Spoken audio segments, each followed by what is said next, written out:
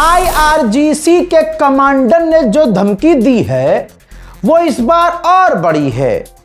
भले ही Donald Trump की धमकियों में कमी आई है, लेकिन ईरान जो बातें बोलता था उन बातों पर टिका हुआ है।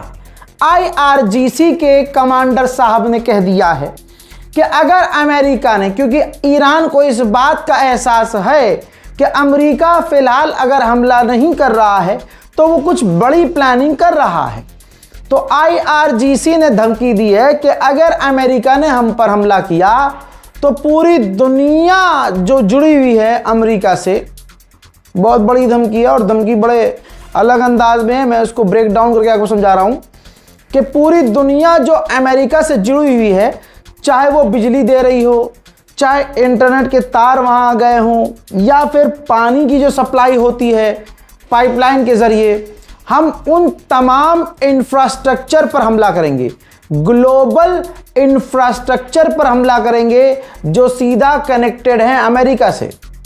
तो ये एक तो पूरी दुनिया के लिए धमकी है कि अगर ईरान पर हमला हुआ तो ईरान, जैसे कि फॉर एग्जांपल तुर्की और अमेरिका बिजली एक दूसरे को देते हैं, तो वो बिजली कनेक्शंस पर हमला कर देगा, बिजली घरों पर हमला कर देगा। अगर पानी सप्लाई होता है दोनों के बीच तो उस पाइपलाइन पर हमला कर देगा।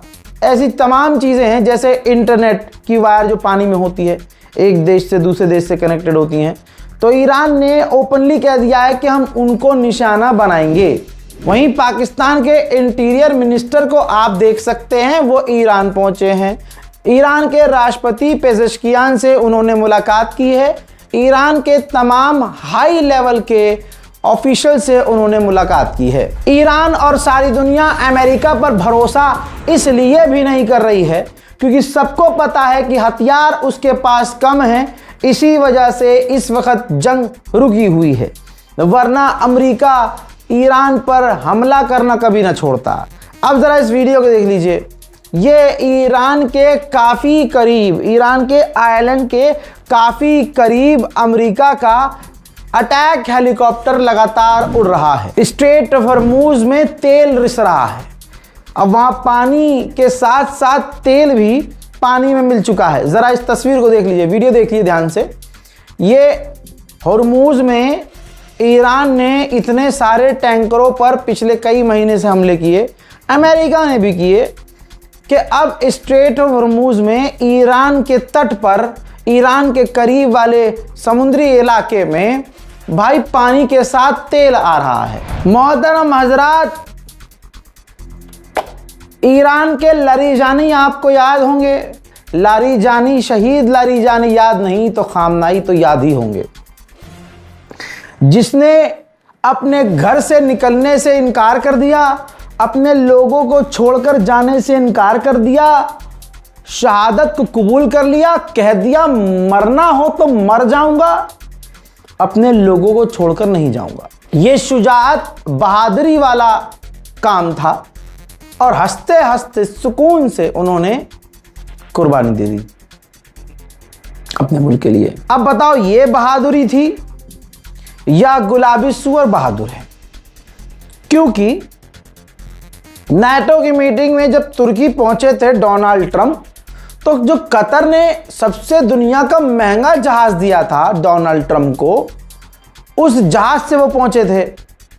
और जब मीटिंग खत्म हुई तो अमेरिका को, डोनाल्ड ट्रंप को इजराइल ने वार्निंग दी कि इस जहाज का इस्तेमाल ना करना, आप इस जहाज से आप वापस मत जाइएगा क्योंकि ईरान अटैक कर सकता है।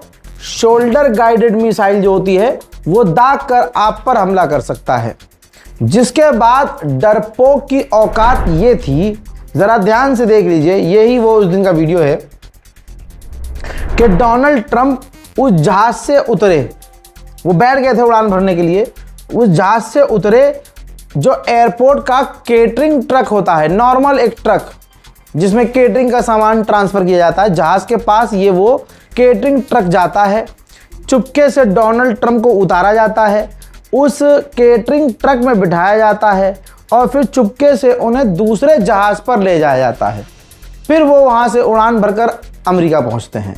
तो दोस्तों, जब आप इस तरह की हरकत देखने लगो कि सामने वाला इतना डर के रह रहा है, छुप के रह रहा है, अपने सबसे महंगे जहाज को छोड़कर वो दूसरे जहाज में चुपके से केटरिंग ट्रक में बैठ के जा रहा है, तो कम से कम इसे तो बहादुरी आप नहीं कह सकते। चाइना भी बीच में उछलने लगा था, हुर्मुज खुल जाना चाहिए, हुर्मुज में फीस नहीं लेना चाहिए।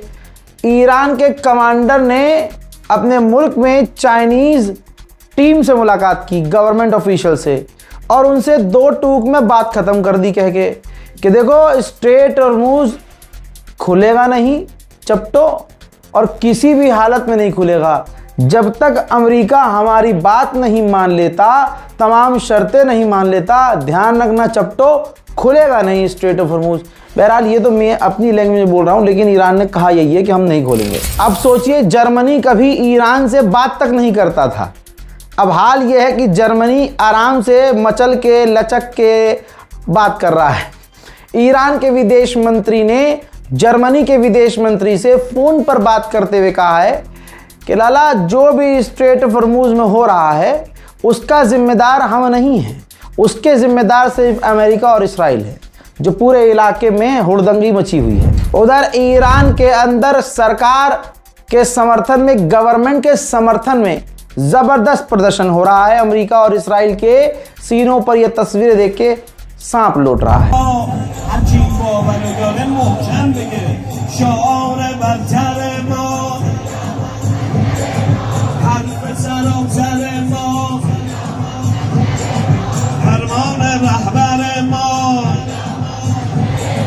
दुश्मन बराबर मौत, दुश्मन बराबर मौत, किस्मत में लश्कर मौत। अब सुनिए, 5 दिन तो मैं उंगली पे गिनवा रहा हूं।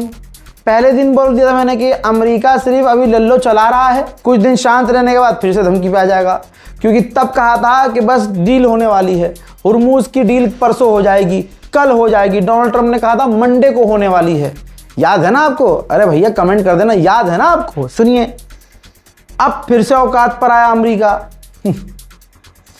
अमेरिका ने कहा कि डोनाल्ड ट्रंप कह रहा है कि ईरान के पैसे हमारे कब्जे में हैं, ईरान को हमारी बात माननी होगी। अबे भाई, पैसे तो पहले से कब्जे में है तुम्हारे,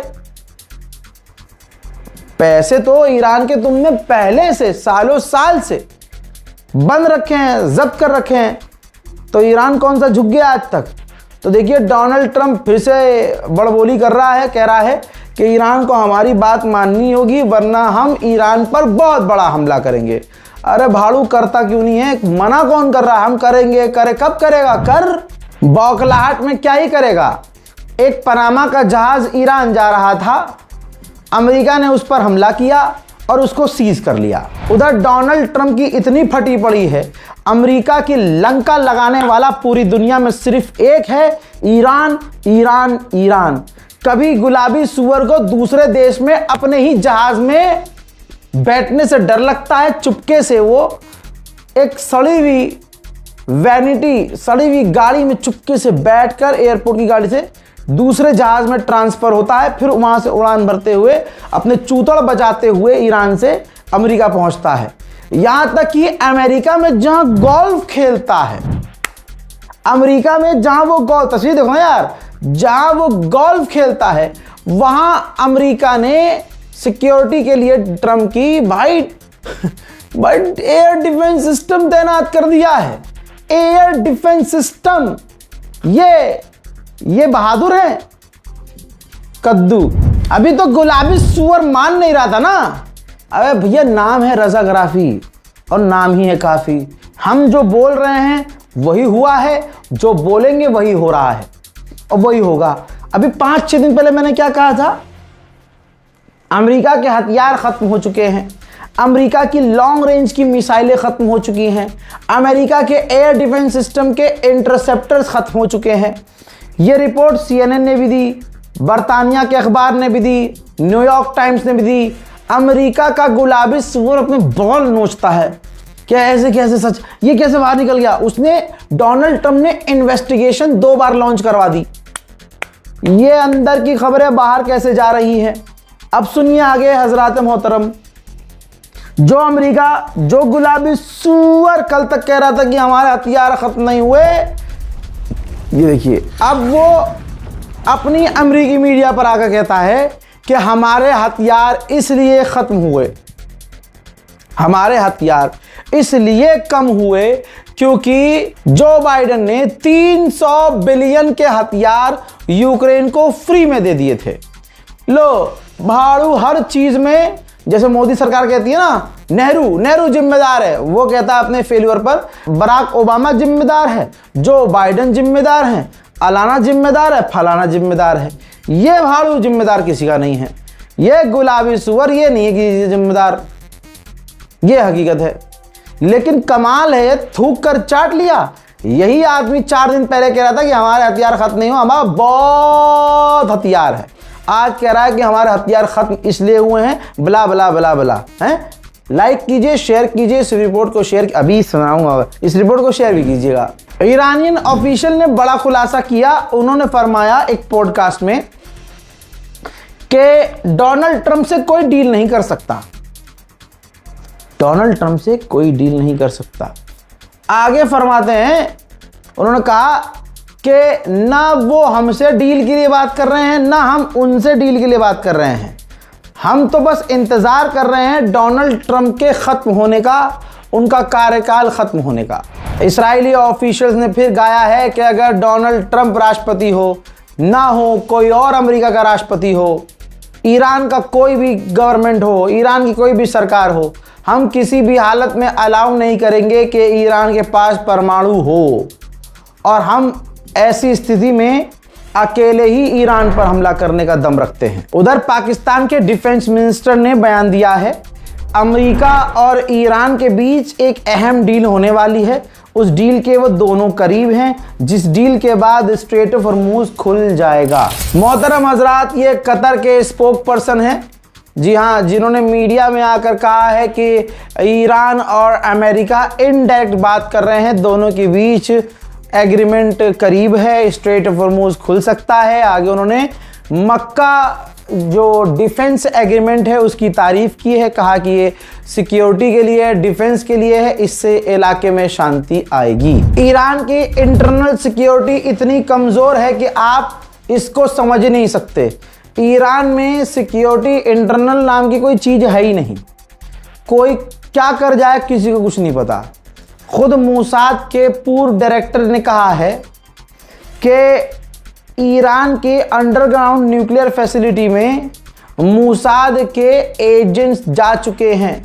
हम भी गए थे और हमने सारी चीज़ें नोटिस की, और मेरा ये ख्वाब था कि उस पर हमला हो, और मेरा ख्वाब तब पूरा हुआ जब अमेरिका ने उस पर हमला किया। लेकिन आज की तारीख में भी ईरान के पास अंडरग्राउंड फैसिलिटीज़ बहुत सारी सही सलामत है, और 60% ईरान के पास एनरिच यूरेनियम है। ज़रा कैलकुलेटर बच्चों लेके बैठ जाइएगा, बुज़ुर्गों से तो मैं क्या ही कहूँ, वो तो दिमागी उनका कैलकुलेटर है।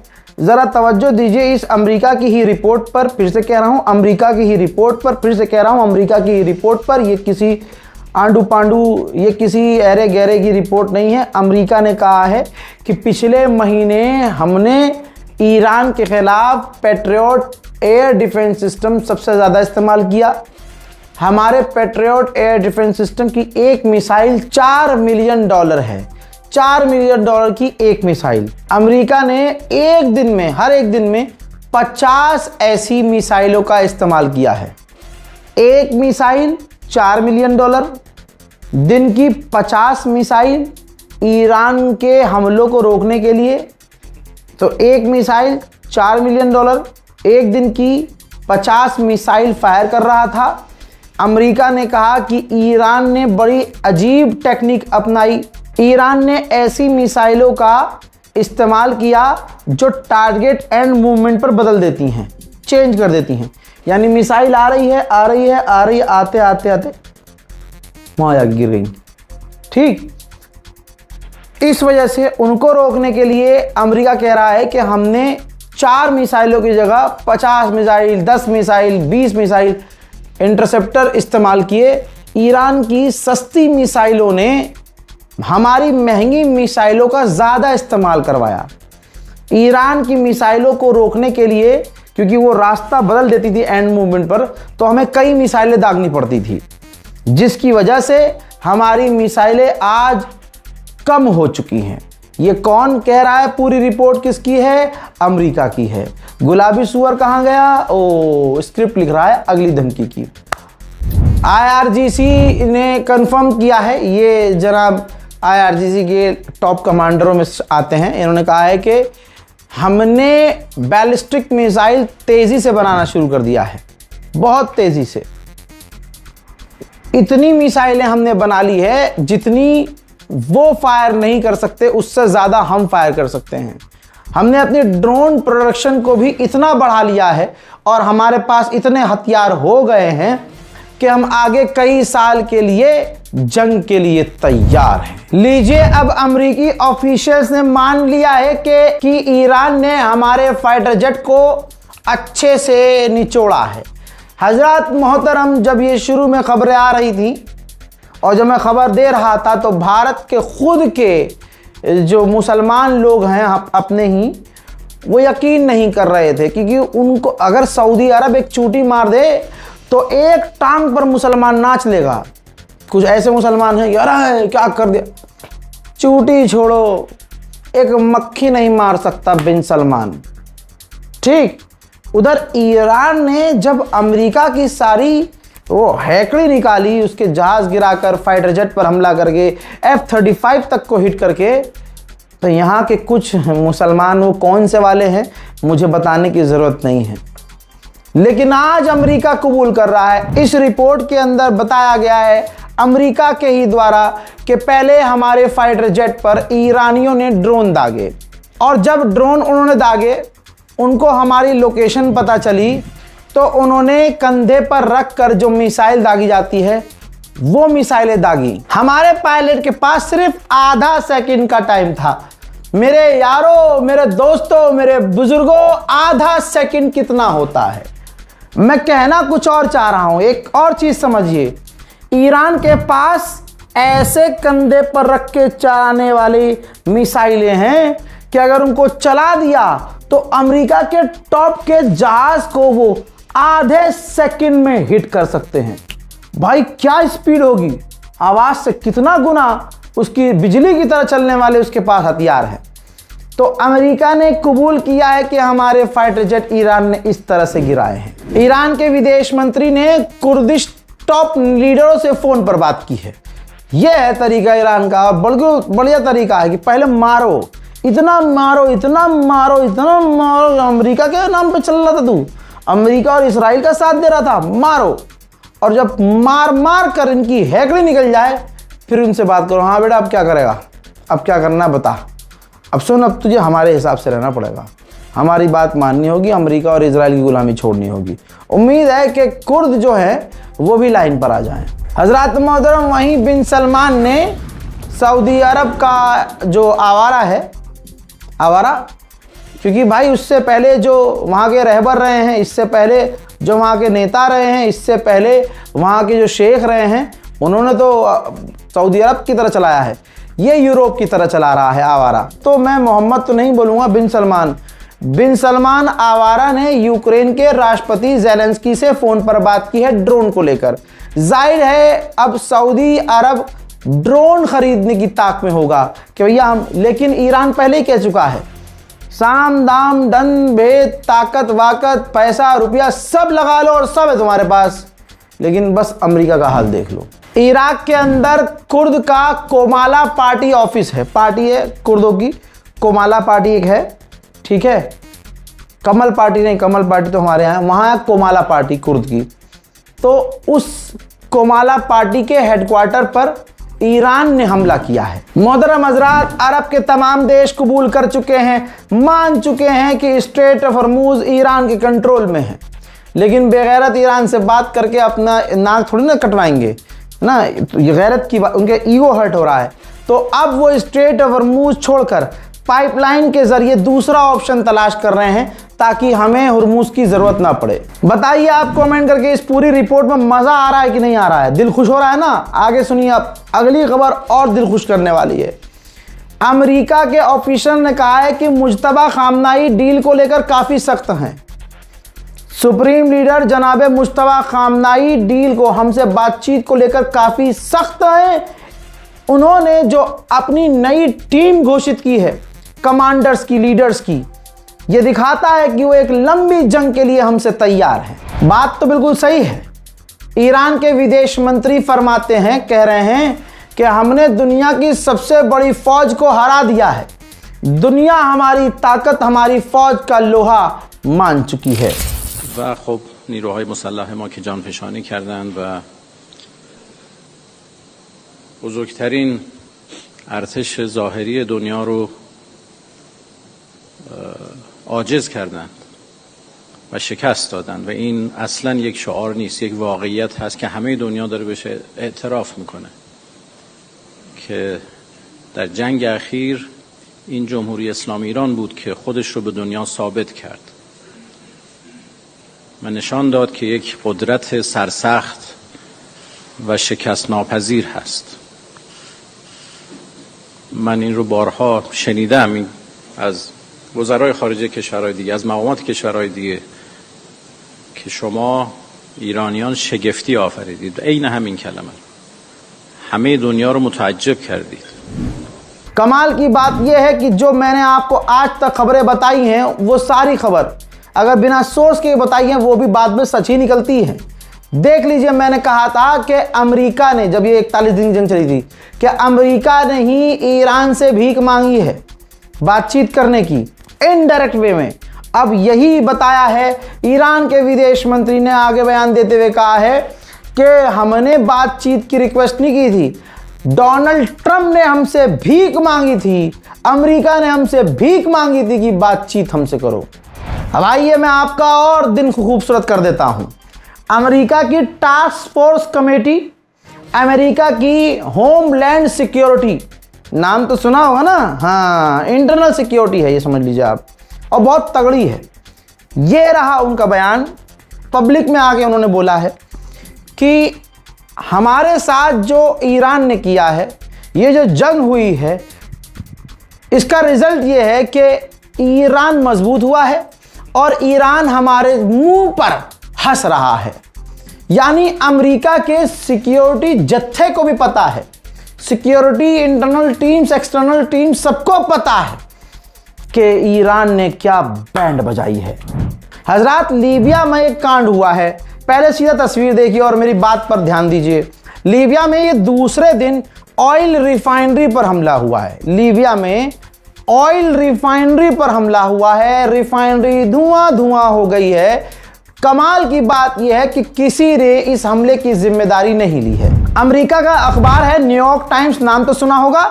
उसने फ्रंट पर क्या छापा है देख लो, डोनाल्ड ट्रंप दलदल में धंस रहा है। टाइटल इन्होंने लिखा है कि ईरान की जंग की वजह से डोनाल्ड ट्रंप बिल्कुल बदनाम हो गया है।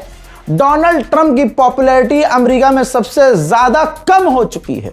यह बात बोलने वाला सबसे पहले एक यूट्यूबर था। वो कौन था आपको मालूम है?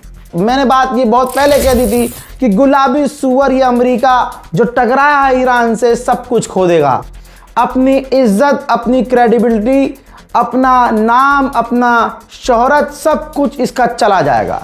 अमेरिका के अखबार अब खुद ही लिख रहे हैं, खुद ही बोल रहे हैं। हजरात, उधर आप खुद देखिए तेल के दाम बढ़ रहे हैं, घट नहीं रहे, बढ़ रहे हैं। ईरान से जब डील की बातें हो रही थी तो अचानक से ये तेल के दाम कम हो गए थे, लेकिन जब से ईरान ने कहा हम झुकेंगे नहीं, हुर्मुज़ खुलेगा नहीं, हमारी शर्तों को अमेरिका को मानना ही पड़ेगा, तेल के दाम फिर से बढ़ गए हैं। मुझे आज भी याद है जब ये जंग शुरू की थी तो ईरान की IRGC का पहला स्टेटमेंट ये था, खामनाई के ऑफिशियल्स का पहला स्टेटमेंट ये था, शुरू तुमने किया है, खत्म हम करेंगे। IRGC के कमांडर कह रहे हैं बहुत बड़ी बात, कह रहे हैं कि अमेरिका ने सोचा था कि 20 दिन में वो हमारी रिजीम चेंज कर देगा, हमें हरा देगा, फौज को हमारी घुटने पे ला देगा। ये तमाम उसके ख्वाब आज तक पूरे नहीं हुए और आज की तारीख में पूरे हमारे इलाके में अमेरिका का एक भी एयरक्राफ्ट कैरियर, अमेरिका का एक भी युद्धपोत नहीं है। बिस्मिल्लाहिर्रहमानिर्रहीम। बंदे अव्वल روز خبرنگار رو به همه خبرنگاران عزیز و اصحاب رسانه تبریک عرض میکنم. به حمدالله رسانه ها در جنگ تحمیلی دوم و سوم بسیار خوب پای کار اومدن و قوت ها و قدرت های نظام رو به خوبی ترسیم کردن و به خوبی هم منعکس کردن و به حمدالله تاثیرگذار هم بود. هرچند آرمان‌های ما آرمان‌های بلندی هست و در واقع نیاز بیشتری داریم به این که پیروزی‌هامون رو تبیین بکنیم، بیان بکنیم و ईरानियन IRGC ऑफिशियल ने फरमाया हमारे ड्रोन मिसाइल के साथ एडवांस मिसाइलें, डिफेंस सिस्टम, हम ये सब खुद बनाते हैं। हम ये सारे हथियार, डिफेंस सिस्टम सब खुद बनाते हैं। हम किसी के ऊपर डिपेंड नहीं हैं, लिहाजा हमारे हथियार कभी कम नहीं हो सकते। तीसरे दिन भी अमेरिका के मुंह पर मूतते हुए ईरान ने कहा है कि ओमान से अगर हमारी डील हो भी जाती है तब भी हुर्मुज नहीं खुलेगा। उसके लिए अमेरिका को हमारी सारी शर्तें माननी होंगी। इराक में, मिडिल ईस्ट में हथियार रखने के लिए लाइसेंस का इतना वो नहीं होता झंझट। तो इराक में तो खैर पता नहीं कितनों के पास हथियार, अनलिमिटेड भाई हथियार हर जगह मिल जाते हैं। तो इराक के प्रधानमंत्री ने बिल लाने को कहा है कि एक ऐसा बिल बनाया जाए कि उस कानून के बाद, एक ऐसा कानून लाया जाए कि उस कानून के बाद किसी आम व्यक्ति के हाथ में किसी तरह का हथियार नजर ना आए। हजरात, इस्माइल कानी ईरान के IRGC कमांडर हैं, विवादों में रहते हैं। हालांकि ये इराक जा रहे हैं इस वजह से कि इराकी मिलिशियाज जो ईरान के लिए लड़ लेते हैं, इराकी मिलिशियाज और इराक की ऑफिशियल फौज आपस में न लड़ जाए। तो इस्माइल कानी जो है इससे निपटने के लिए, मामले को कंट्रोल में लाने के लिए इराक जा रहे हैं। मेरे दोस्तों, उधर हूथीज ने बेड़ा गर्क कर रखा है। चंद तस्वीर देखिए। हूथीज ने एक समुद्री जहाज के ऊपर हमला किया और बताया कि एक ये जहाज हथियारों से लदा हुआ यमन जा रहा था। हमने उस टैंकर पर, उस जहाज पर हमला किया और उस जहाज को तबाह बर्बाद कर दिया। इस हमले में हमने 6 लोगों को कत्ल कर दिया। दूसरी तरफ यमन की फौज ने कहा है कि भैया हमने हूथीस के ठिकानों पर अलग जगह हमले किए हैं। ठीक इसी तरह से हूथीस ने भी कहा है कि यमन के अंदर हमने फौजियों के ठिकानों पर हमले किए हैं। हूथीस अकेला ही सऊदी अरब की बैंड बजा देता है। जरा ये देखिए, जिस्दान ऑयल रिफाइनरी अमेरिका की, जहां हूथियों ने हमला किया, वहां पर सैटेलाइट इमेज में साफ डैमेज नजर आ रहा है। वहीं रेड सी के अंदर की खबर फिलहाल ये है कि एक और टैंकर के ऊपर हमला हूथी ने किया है। वहीं भारतीय नेवी ने दम दिखाया। बाबल मंदेब हूथीज के आंखों के सामने से अपने एक जहाज को रेस्क्यू करके उस जगह से निकाला है। हजरात मोहतरम, फिलहाल के middle east Iran war update में इतना ही। भरकर ये रिपोर्ट है, भरकर इंफॉर्मेशन है। शेयर कीजिए, अपनी राय कमेंट में लिखिए, चैनल को सब्सक्राइब कीजिए, अपनी दुआओं में हमें याद रखने की कोशिश कीजिए। जय हिंद।